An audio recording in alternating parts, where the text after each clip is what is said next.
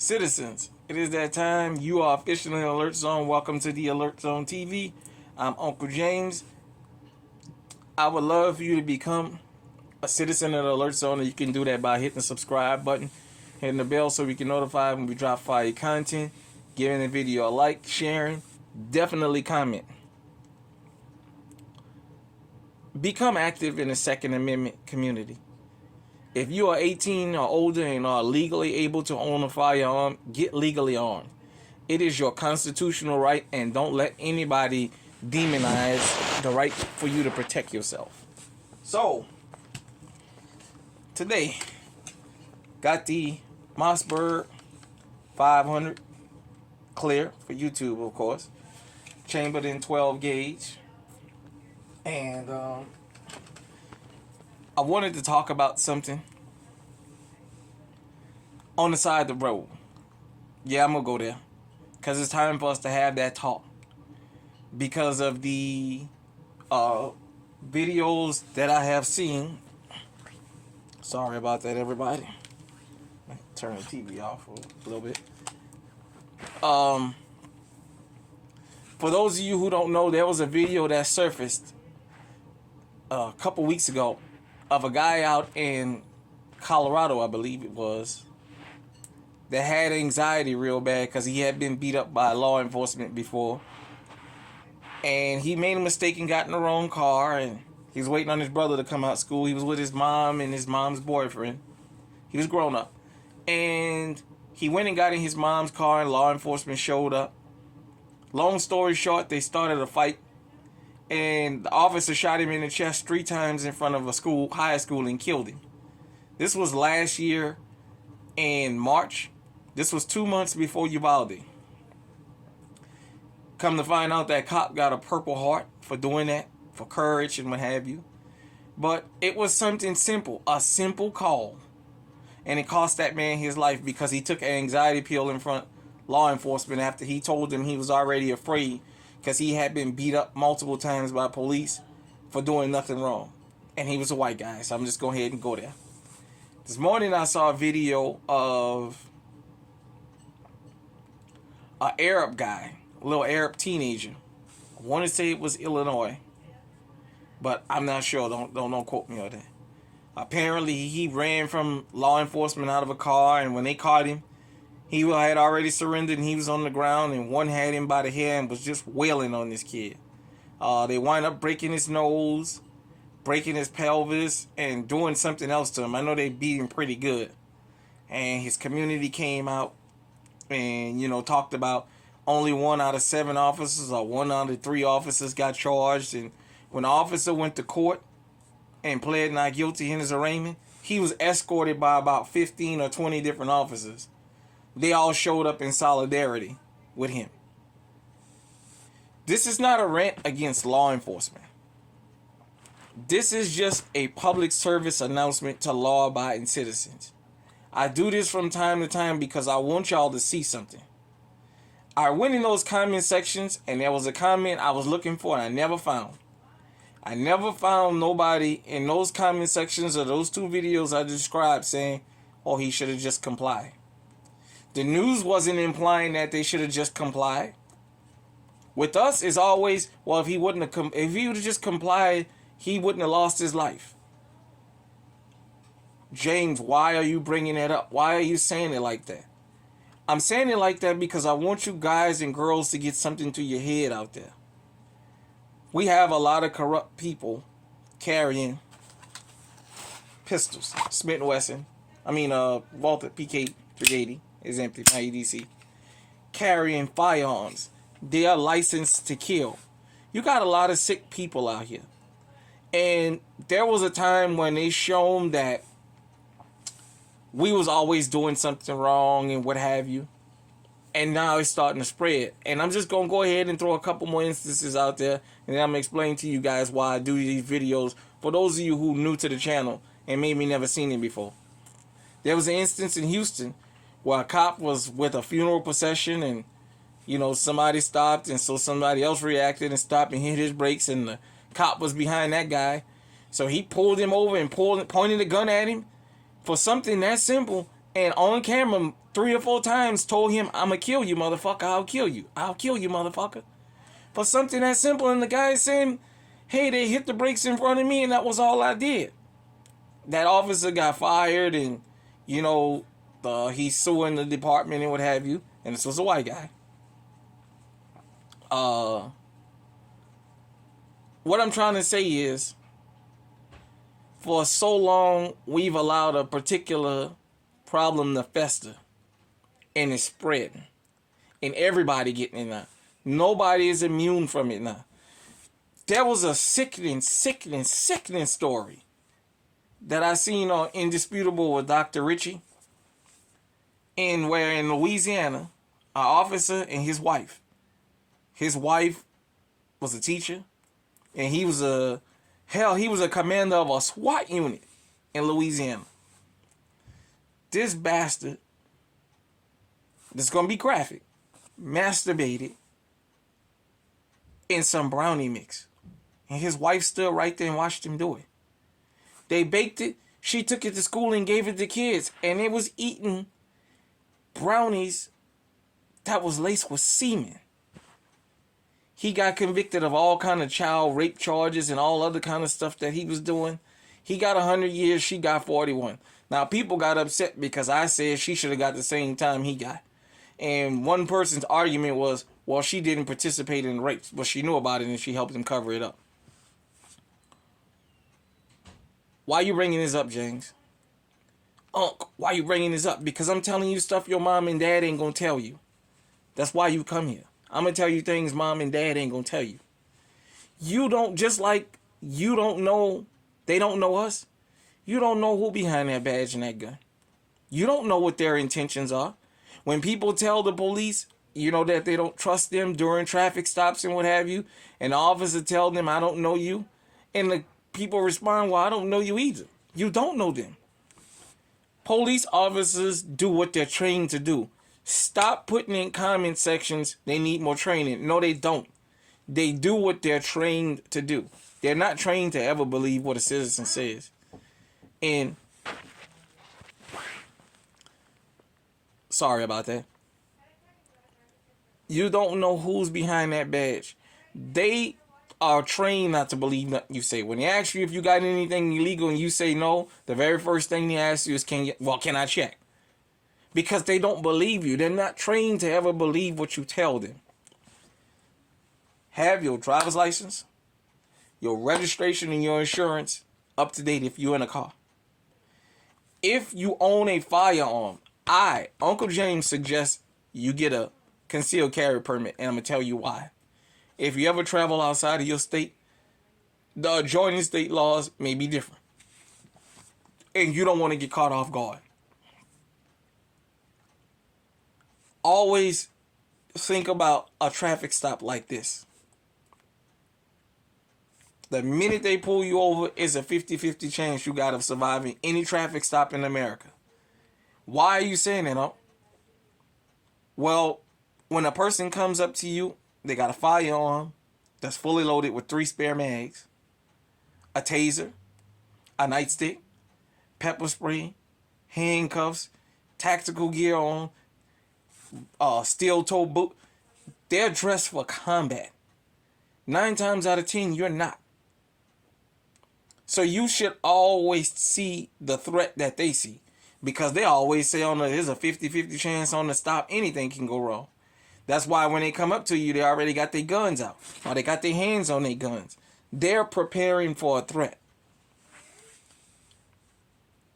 I don't agree with everything he talked about, but Jason Whitlock said something.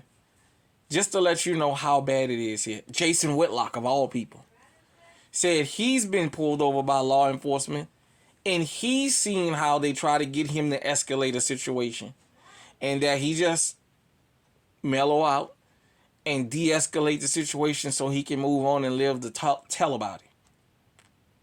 I understand we all got rights, but let me tell you something. On the side of the fucking road ain't where you argue that shit, because it can cost you your life. In court, it might cost you a little bit of money if you lose. On the side of the road, it can cost you your life. Or it can cost you a limb. Or it can cost you trauma like that young man that was in the back of his parents' car, it can cause you trauma that the next time you deal with law enforcement, it can cost you your life.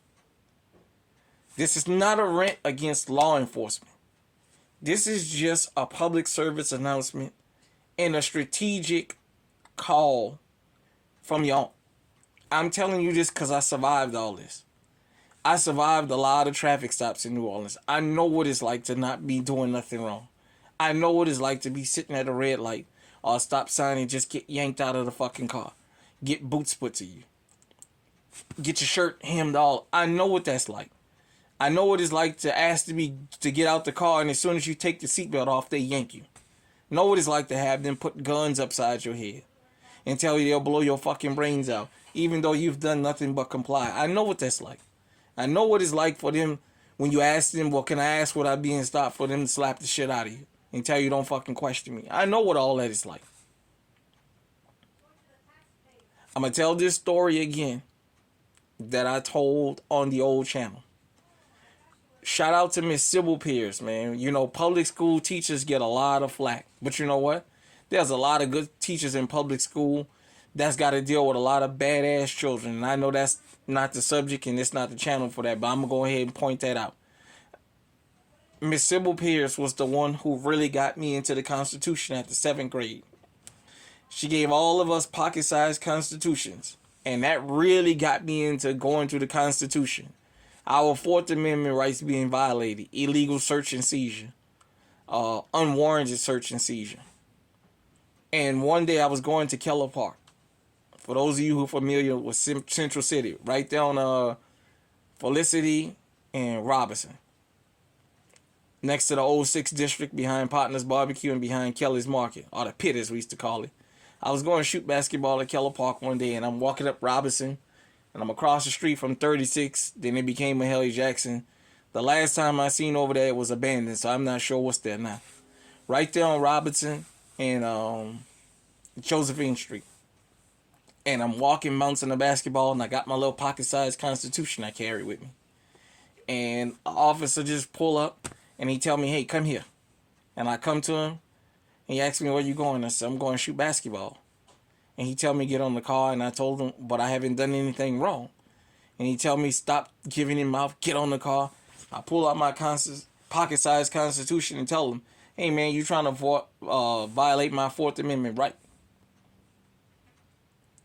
He made me see stars. He kicked my ass on that corner for telling him about my rights on the side of the road. After that, I never did it again. Now, I know it's funny because I laugh about it. It's okay, I laugh about it, but I'm still living to tell about it. And that motherfucker told me straight to my face, I got the right to fucking kill you if I want to. Don't you ever tell me about your fucking rights. You got a right to do what the fuck I tell you to do. Period, point blank. For how harsh people may feel that is, I have a lot of respect for an upfront corrupt cop. Because at least I know what I'm dealing with. And I just do like they do. Like they paint us all as criminals, I paint them all as no good officers. So I deal with them accordingly. When they stop me, driver license, registration, insurance. Got a seatbelt on? Hey, I got a registered firearm in here. Because some of y'all may not know, in some states, you have to let law enforcement know you have a registered firearm in the vehicle. If not, that's a violation. I know Kansas and I believe Nebraska is definitely enforces that. Correct me if I'm wrong, but I remember meeting a couple people throughout the years that was from there and was telling me about that. I never experienced that personally there. And driver license, registration, insurance. You let them know you got a firearm in there and how they want to move forward. At the end of the day, you know what? Getting out of that car might save your life. Philando Castillo did everything right. And it still cost him his life. That's why I tell you it's a 50-50. He let that man know I got a concealed carry permit. I got a legally registered firearm in here. And then Geronimo Yanez told him, give me your driver's license. And when he reached for his license, he shot him and said, you shouldn't have moved. And he made sure he killed him because he wasn't going to let him live. And then screamed, and then he went to court and he beat it, of course. And the NRA, who's supposed to be so pro-Second Amendment, I ain't hear them batter. They ain't bat an eye about it. They ain't said nothing. That was on Facebook Live. Everybody saw that video. Everybody. They ain't, all these gun rights advocates ain't said nothing. You know? And yeah, I'm gonna take dibs at some of these phony gun rights advocates, because a lot of people that believe in the Second Amendment, they believe in it chopped up and screwed. We don't believe in that here. Here in the alert zone, I believe if you are legally able to pass the proper backgrounds and you have the proper identification and you legally able to be armed, you should be armed. Period, point blank. Whether I agree with you and your views and your politics and your lifestyle or not, if you are legally able to get armed, I'm all for that. All I know is to offset that to make sure I'm legally armed. Period, point blank. That's how you equalize the situation. You know, going around saying, well, I don't believe this one should be armed and I don't believe that one. Long as I got that concealed carry permit, I'm good. I'm good. So, what I'm saying, people, is just this. When law enforcement stop you, always think about de-escalation for one reason.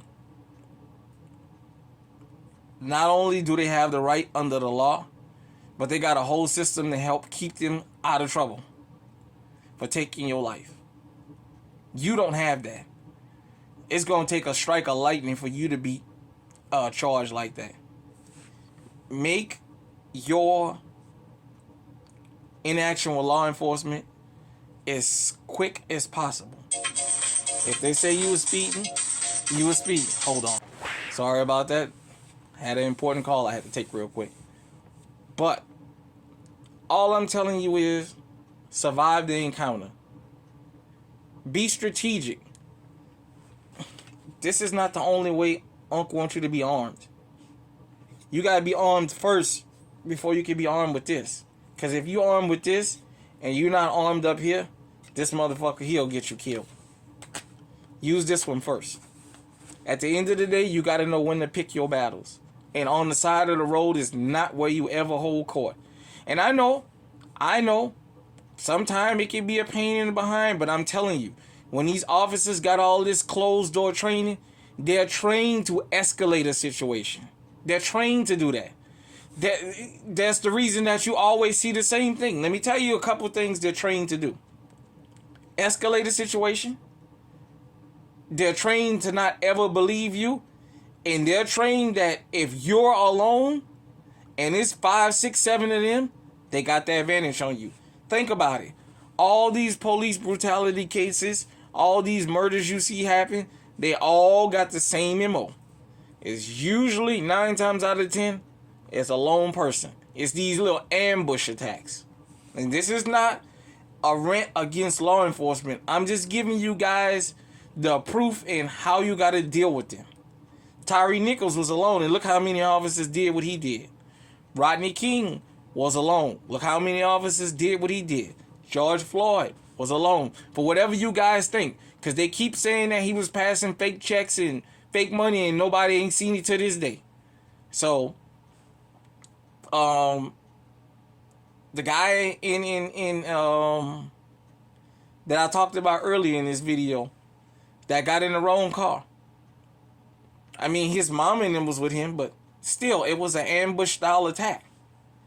These officers, they out here ambushing people. They're not running up on crowds of people that they think is armed doing. They catching you alone. You always have to be thinking about this when you get stopped and you're alone.